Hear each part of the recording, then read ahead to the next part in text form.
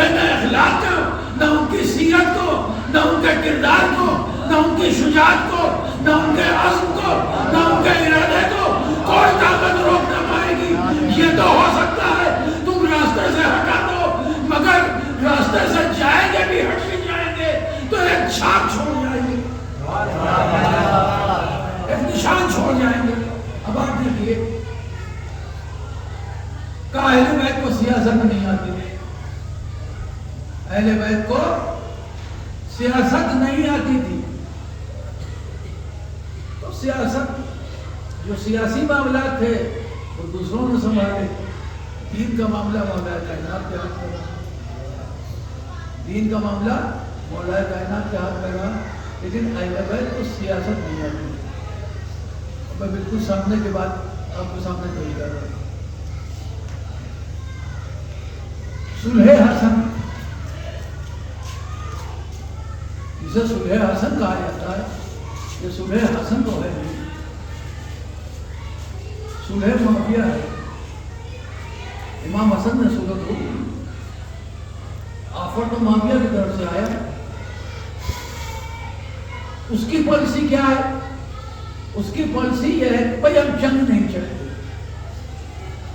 ہم لڑائی نہیں چاہتے،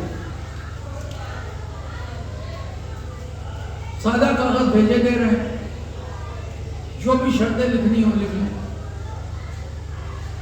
لیکن جنگ نہیں چاہتے۔ اب آپ دیکھیے کہ پالیسی اگر انکار کر دیں امام حسن تو امام حسن کو ایک الزام آئے کہ یہ جنگ چاہ رہے ہیں، یہ جنگ چاہ رہے ہیں، اور اگر صلح کر لیں تو پھر یہ ہوگا کہ انہوں نے تو خود ہی صلح کی۔ تو شروع سے یہ چیز چلی آ رہی لکھی ہوئی کہ صلح حسن، صلح حسن، صلح حسن نہیں ہے، صلح معاویہ۔ امام حسن نے کوئی صلح نہیں کی، معاویہ نے صلح، اور صلح بھی کیا کی؟ ایک سیاسی داؤں پیش تھا اس کا جو اس نے کھیلا۔ اب اہل بیت کو سیاست نہیں آتی۔ اب آپ اندازہ لگائیے، پہلی ہی شرط امام حسن، قرآن اور سنت پر عمل کرنا پڑے گا، قرآن اور سنت پر عمل کرنا پڑے گا۔ تو جب یہ لکھا ہوگا تو اس وقت لوگوں نے کہا تو ہوگا نا کہ بھائی اس شرط کا مطلب یہ ہوگا کہ قرآن اور سنت پہ عمل نہیں ہو رہا ہے، قرآن اور سنت پر عمل نہیں ہو رہا۔ امام حسن نے اپنے دور میں سارا انتظام کر دیا۔ جب امام حسین کا دور آیا تو امام حسین کے دور میں کیا ہوا؟ یہاں بھی جو ہے وہ حتی الامکان کوششیں کی گئی کہ امام حسین کو باز رکھا جائے کہ وہ یزید کی مخالفت نہ کرے۔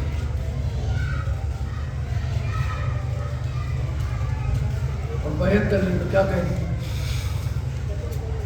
تو اس کے لیے تمام تجویزیں رکھی گئی، پوری کوشش یزید کی طرف سے کی گئی کہ کسی صورت سے بھی ٹکراؤ نہ ہو اور یہ بیعت کر لے۔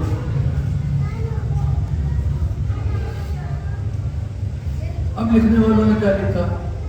لکھنے والوں نے لکھا کہ جب سب نے بیعت کر لی تو امام حسین نے بیعت کیوں نہ کری؟ جب سب نے بیعت کر لی تو امام حسین نے بیعت کیوں نہ کری؟ مولانا مودودی کے سامنے بھی یہ رکھی گئی بات۔